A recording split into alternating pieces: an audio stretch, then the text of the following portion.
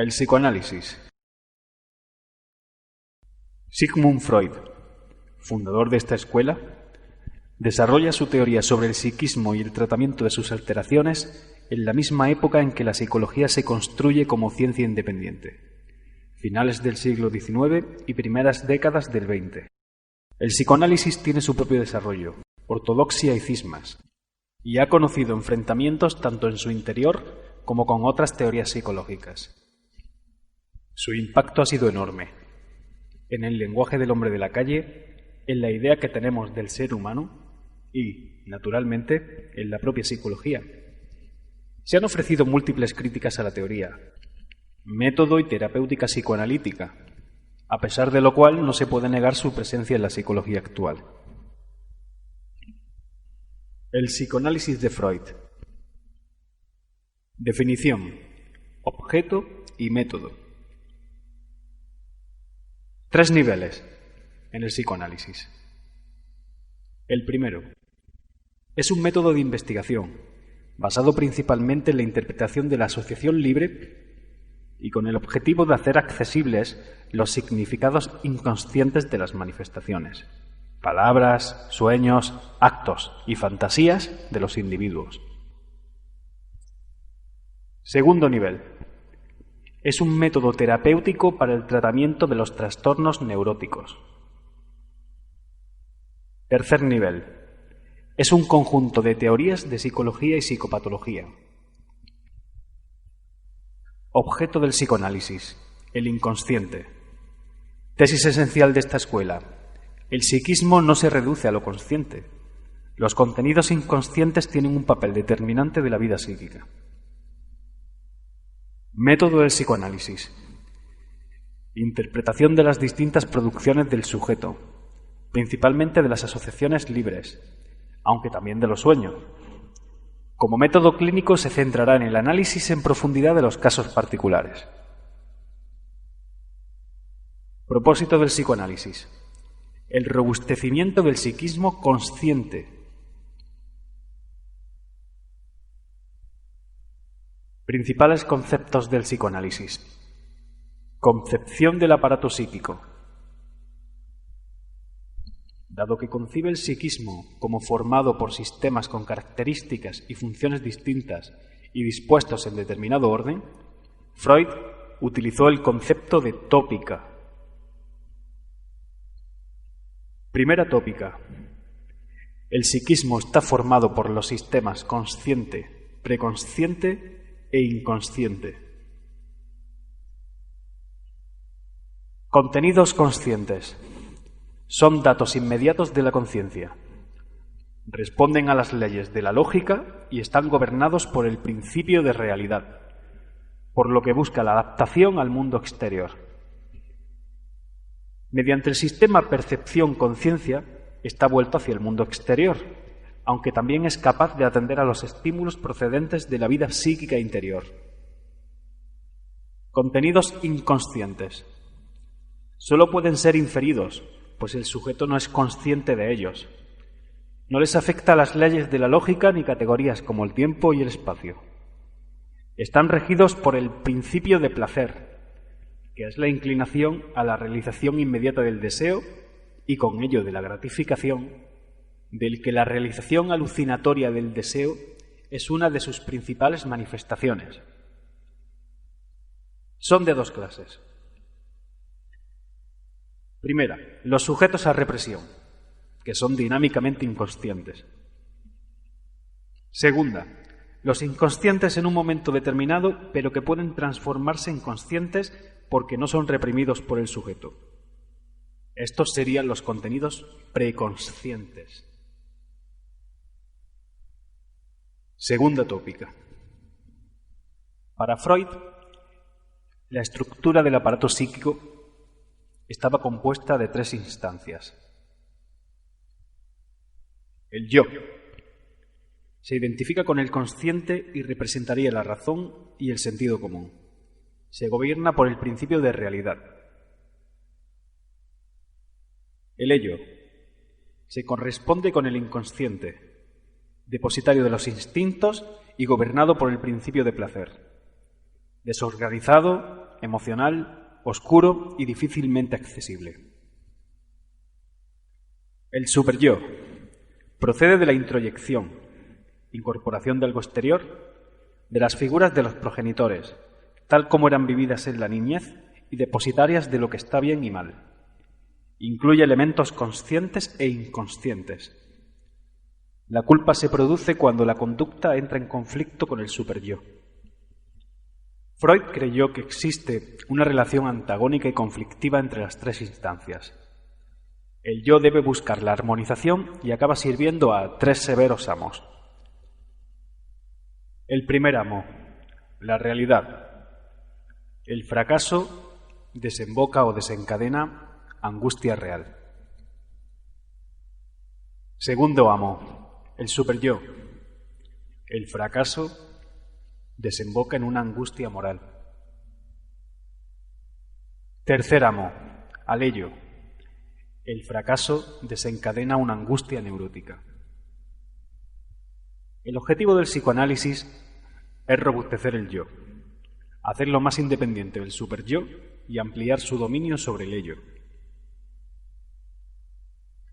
Libido, forma de energía, tiene su origen en el ello. En un primer momento la concibió como energía específicamente perteneciente a los instintos sexuales, y por tanto al ello. Después supuso que el yo también la poseía, aunque derivada de la del ello. Etapas del desarrollo de la libido, que van desde el nacimiento a la adolescencia. Oral, anal, fálica y genital, cuya fuente de placer libidinal es, respectivamente, la estimulación de la boca, el ano, el pene y los genitales. Su exceso y falta de gratificación pueden provocar trastornos en la vida adulta. La etapa entre la fálica y la genital se denomina etapa de latencia. En ella, las demandas libidinales quedan latentes. Freud defendió además la presencia de dos instintos. Instinto de vida, eros, cuya forma de energía es la libido. Instinto de muerte, tánatos, impulsa hacia la desorganización, la muerte. El tipo de energía que le corresponde recibe el nombre en algunos textos de destrudo. Tratamientos propios del psicoanálisis, en su origen ligado a la comprensión y tratamiento de la histeria. Catarsis, o método catártico.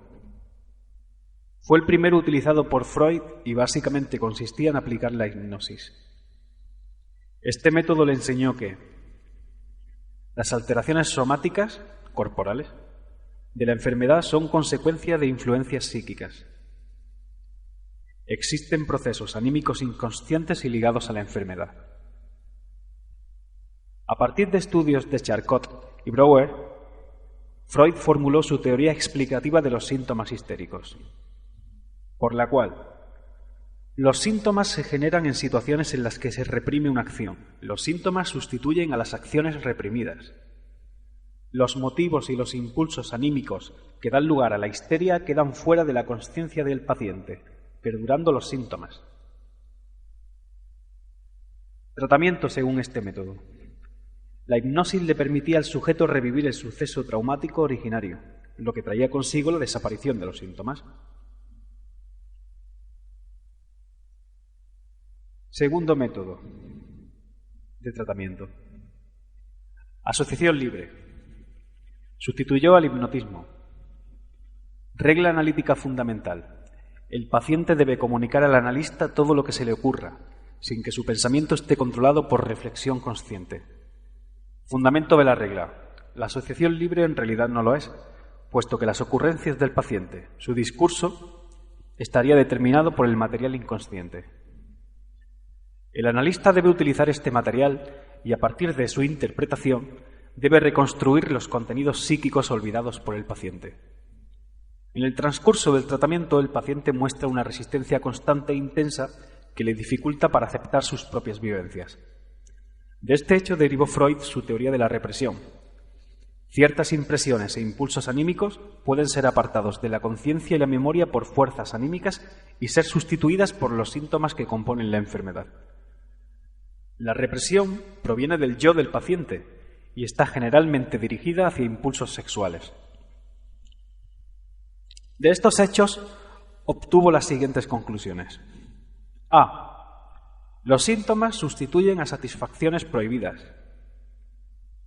B. Las vivencias infantiles son fundamentales en la vida de las personas, pues dejan disposiciones imborrables. C. Existe una sexualidad infantil. De todas las vivencias infantiles destaca el complejo de Edipo, en el que Freud creyó encontrar la base de la neurosis.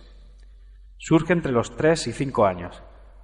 Consiste en la reunión de ideas y sentimientos inconscientes relacionados con el deseo de poseer al progenitor del sexo opuesto y eliminar al del mismo sexo. Y su resolución se logra cuando el niño se identifica con el progenitor del mismo sexo. Si el sujeto sufre una fijación en esta etapa, sobreviene la culpa, la rivalidad con el padre y el conflicto. En el transcurso de la terapia aparece el fundamental fenómeno de la transferencia. Por ella, el paciente transfiere al analista ideas, sentimientos, deseos y actitudes que pertenecen a su relación con una figura significativa de su pasado, generalmente los padres. Dos tipos de transferencia: la positiva, compuesta de sentimientos de ternura, y la negativa, compuesta de sentimientos de hostilidad. Este hecho es fundamental para la resolución de la terapia. Relacionada con lo anterior está la neurosis de transferencia, neurosis artificial en la que se organizan las manifestaciones de la transferencia y se constituye en la relación con el analista. Su análisis permitirá el descubrimiento de la neurosis infantil. El fenómeno de la transferencia muestra la extraordinaria importancia de las experiencias infantiles. Experiencias ligadas generalmente a la relación del niño con sus padres. Estas experiencias relacionales tienden a repetirse en la vida posterior del individuo. Puesto que en la transferencia el paciente tiende a reproducir las peculiares relaciones que mantenía con sus padres, el analista debe contar con este material para sus conclusiones. Contratransferencia. Se da cuando es el analista el que transfiere ideas, sentimientos o actitudes al paciente. Puede perturbar el análisis. Regla de abstinencia. Por ella, el analista niega al paciente los deseos o satisfacciones que reclama, negándose a asumir el papel que el paciente le quiere asignar. Otros elementos a tener en cuenta para el análisis. Actos fallidos. Errores o fallos en la conducta o el habla en asuntos en los que habitualmente no se producen. Con frecuencia se suelen interpretar como falta de atención. Sin embargo, para Freud son la muestra de procesos inconscientes o intenciones reprimidas. Sueños. Para Freud eran la vía regia hacia el inconsciente. Son ejemplo paradigmático de actividad inconsciente y comparten la estructura de los síntomas neuróticos. Distingue entre el contenido manifiesto, lo soñado, lo que aparenta el sueño, y el contenido latente, su auténtico significado. Para enmascarar las ideas latentes, el soñador emplea varios mecanismos. Condensación. Concentrar varias ideas latentes en una o pocas ideas o contenidos manifiestos. Desplazamiento. Desplazar en los espacios de importancia del sueño lo principal del contenido latente a un lugar secundario del relato en que consiste el contenido manifiesto, o lo secundario a uno principal. Dramatización. Expresar en forma de historia un contenido latente. Simbolización. Emplear en el contenido manifiesto símbolos para enmascarar los contenidos latentes. Una de las principales funciones de soñar, la realización simbólica del deseo. Finalmente, dado que los actos fallidos y los sueños están presentes en las personas normales, no solo en los neuróticos, Freud pudo decir que el psicoanálisis no era únicamente una terapia para la neurosis, sino también una nueva psicología.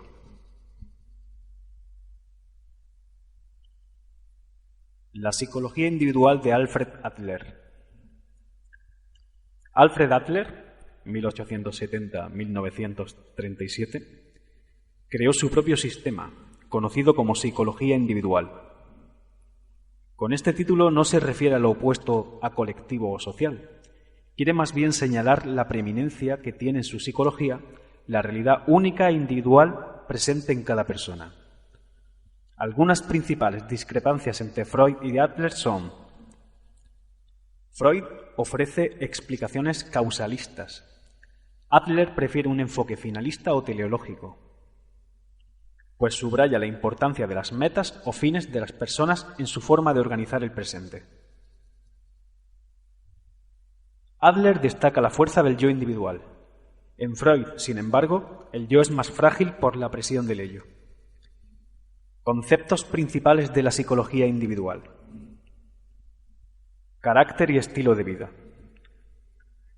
El carácter es el estilo de vida peculiar a cada individuo y que, en esa medida, lo singulariza. Se forma en los primeros 4 o 5 años de vida como consecuencia de las relaciones del niño con sus padres y hermanos.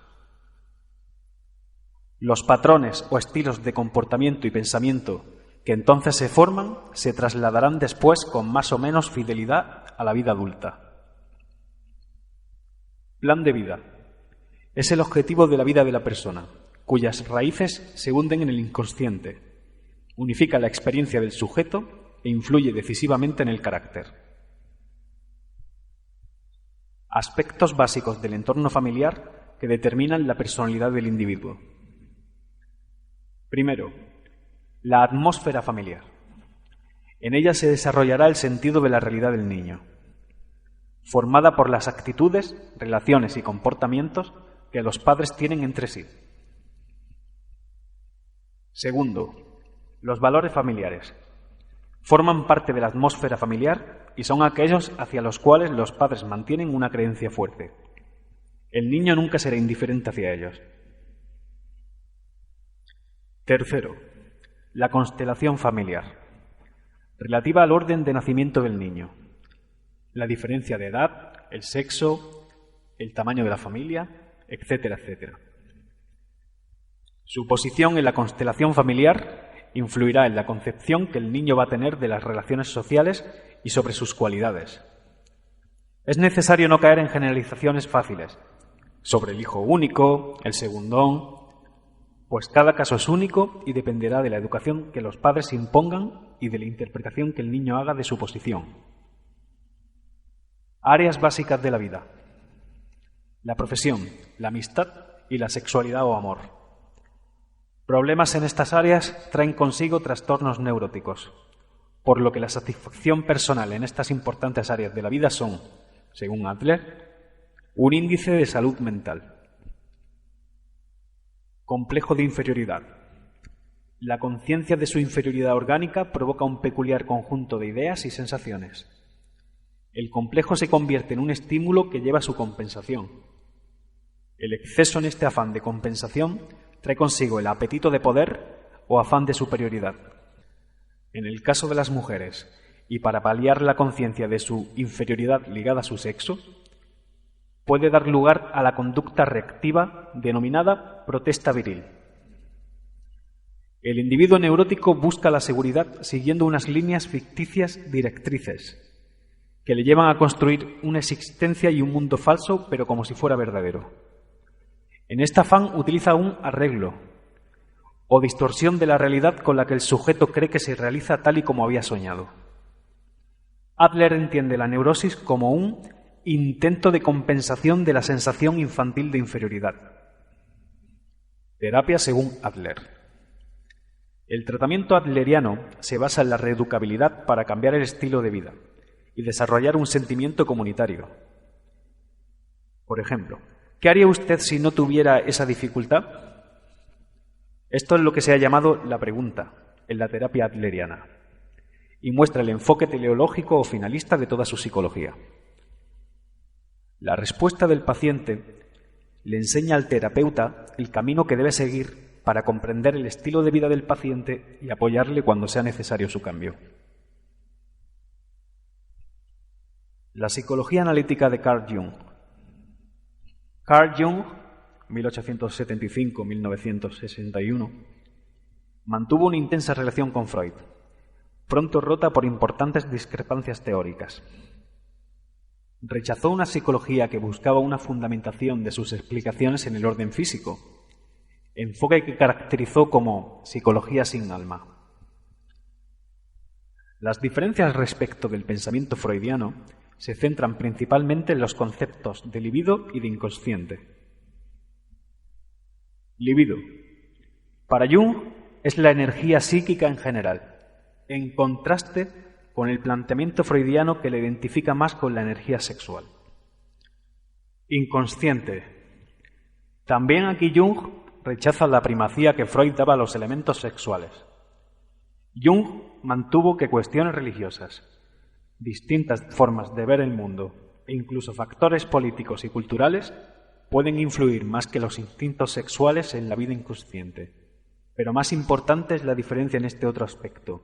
Como Freud, admite la existencia de un inconsciente personal, fruto de los contenidos reprimidos de origen infantil. Pero añade la existencia de un inconsciente colectivo, más profundo que el anterior, de naturaleza universal y por lo tanto con contenidos y modos de comportamiento que son los mismos en todos los individuos.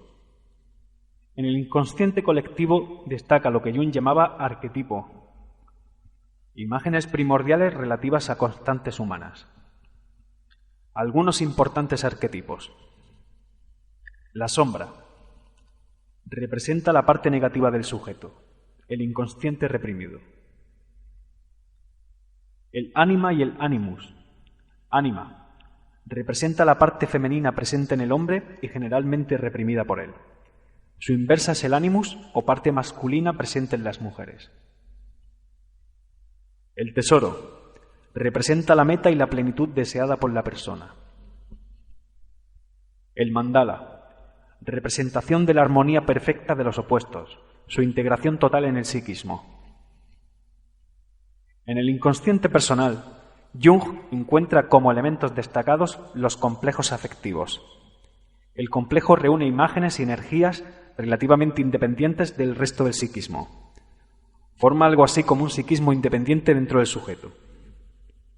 Una persona con un complejo es una persona escindida. Jung sitúa en los complejos el origen de toda perturbación mental. Del mismo modo que para Freud los sueños eran la vía regia de acceso al inconsciente, así serán los complejos para Jung. Terapia propuesta por Jung. Una novedad de Jung fue el uso de test de asociaciones verbales. El terapeuta le pide al paciente que responda con lo que primero acuda a su mente ante una serie de palabras estímulo. El psicoanalista mide con un cronómetro el tiempo de reacción entre el estímulo, palabras como agua, círculo, azul, cuchillo, y la respuesta.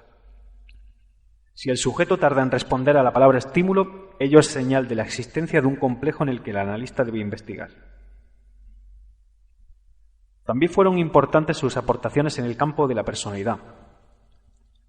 Con sus clasificaciones de tipos psicológicos y su consideración de que el tratamiento terapéutico debe culminar en el proceso de individuación, desarrollo de la individualidad del paciente, ampliación de su conciencia y autonomía personal. Se cifra la salud en la autorregulación personal y en la armonía entre contrarios. Para este fin, el terapeuta busca la colaboración activa del paciente y emplea también el análisis de los sueños y otras creaciones como dibujos o escritos. Desarrollos posteriores y valoración. Principales diferencias de las nuevas escuelas psicoanalíticas respecto del psicoanálisis ortodoxo. Primera, discrepancia respecto a la importancia e influencia de determinados elementos de la teoría freudiana.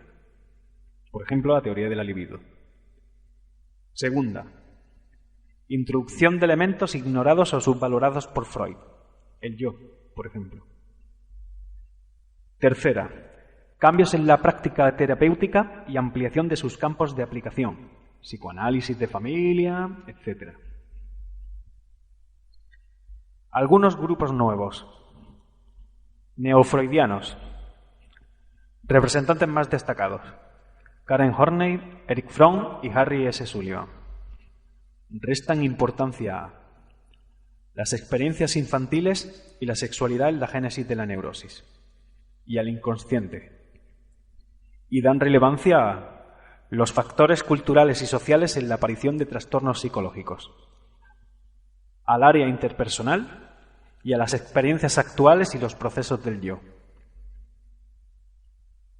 Revisión analítica del yo y la teoría del objeto. Representantes: Melanie Klein, Donald Winnicott y John Bowley. Da importancia a las funciones del yo y su capacidad para aprender a actuar, y a las relaciones con el objeto, lo cual implica dar relevancia a las experiencias interpersonales y psicosociales. Jacques Lacan propugna un retorno a Freud. Defiende la recuperación plena de la noción de inconsciente. En la actualidad, visión más interaccional del proceso analítico, reivindicando más la metáfora del diálogo que la pasividad del terapeuta. Analiza como espejo, metáfora que expresa el modo ortodoxo de terapia en el psicoanálisis. Por último, valoración general y consecuencias del psicoanálisis en la sociedad.